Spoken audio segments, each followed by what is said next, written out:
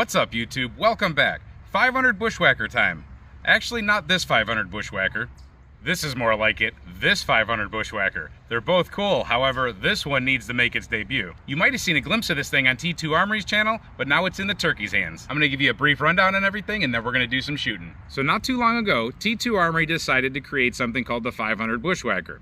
If you take a 500 Magnum cartridge and you stretch it out big time and you add the same kind of projectiles to it, maybe not the exact same projectiles, but the same kind, .500, 500 Magnum style projectiles, you come up with a basically super 500 Magnum. You end up with a cartridge that's extremely powerful, so powerful in fact that you need to fit a brake onto your firearms just so they don't come out of your hand. If you want to know more about the revolver, you should definitely check out our video here where we explain everything. When we first got it, we do some shooting, and since then we've done plenty of other videos on it. It's really cool, it's really powerful, it's really awesome. But now I own the rifle, so I have a whole new reason to be excited. I love the Bushwhacker revolver, and I'm sure that this is not going to disappoint in rifle form. Now, just as the revolver version is a converted BFR, this rifle starts its life out as something else also. This rifle started its life as a Thompson Center Encore. This one's actually labeled at the top, the Cadden Pro Hunter, but now it's got a 500 Bushwhacker stamp instead of the regular 500 Magnum. So it used to fire a cartridge this long, but now it can fire a cartridge this long.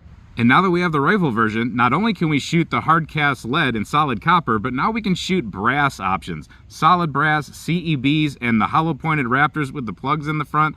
Holy crap, that's gonna be awesome. For legal reasons, we cannot shoot the brass through the revolver, but through the rifle, it's definitely a go. And we can shoot these really heavy and long Barnes solid copper hollow points that wouldn't even fit in the revolver. They're too long for that cylinder, but out of the rifle, absolutely. So Thompson Centers aren't even made anymore. These rifles were awesome, but you can't get them anymore. Smith & Wesson destroyed the company. We have a video explaining that, but in the meantime, these things are becoming more and more rare.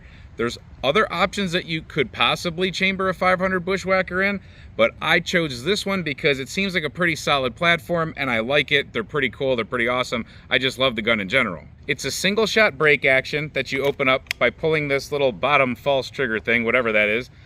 When you have it loaded up, it's got an extractor, not an ejector, so close it up and when you open it, it doesn't fling the shell out of there. You have to pull it out manually, which is fine. You get to keep your brass and find it easily. The shotguns, a lot of times, like the H&Rs, they kick it God knows how many feet behind you. So as long as you're okay with extracting, this might be something you'd like. This one has a side turned hammer so that you can easily cock it when it's underneath the scope so that you can get your finger on there and pull back. Get your finger stuck in there too. So check it to make sure it's clear, hammer back. Really nice trigger on these guns. They have kind of a weird reset motion. It's got the TI Heavy Pro brake on it, just like the revolver. I think I said that right. You definitely want the brake on there to keep this monster under control. I do have a really cheap Sightmark Core HX scope on there. Now, when I say cheap as in dollar signs. I don't know if it's cheap. We're gonna find out by shooting 500 Bushwhacker through it. It's kind of a little bit of a torture test in a way for this scope. I do plan on taking a deer with each one of these firearms this year, but today I'm just kind of focused on seeing what this rifle's all about. First, we're gonna get this sighted in with regular 500 Magnum ammunition. This is Hornady Custom 500 grain flat point XTP. I don't even think you can get these anymore. These are pretty hard whoopers, but I only have a few left. Might as well just burn them off. I can't save them forever. All right, we are 32 yards away from that silhouette up there. That's the regular 500 Magnum, like I said. Let's see if I'm anywhere near close to being sighted in.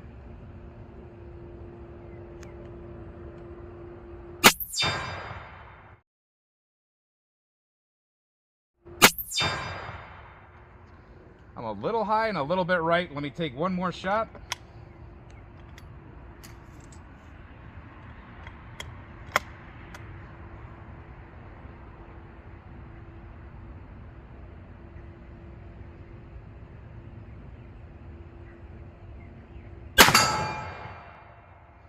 Let's take a look.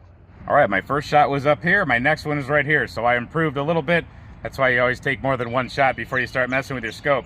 I'm gonna keep playing around with it. I think we're good enough right now to go ahead and move up to a 500 Bushwhacker load. All right, 300 something grain Barnes solid copper hollow point. It'll be up in the corner. I forget the exact grain weight, but this is the first 500 Bushwhacker shot I will be taking through this rifle. Let's see how we do. Try not to skull myself, like I said. Feet planted on the ground.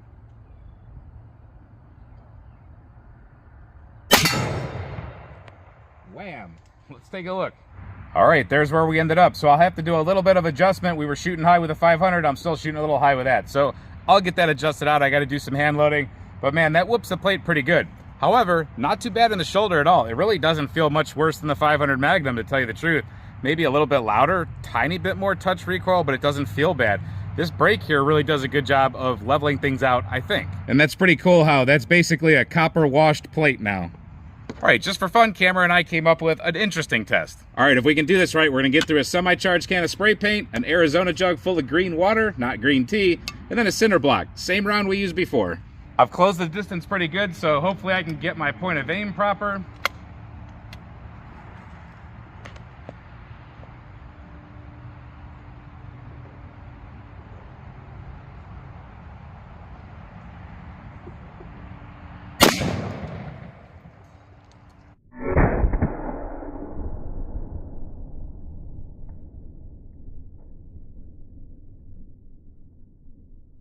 Well, stuff is gone, so let's see what we did.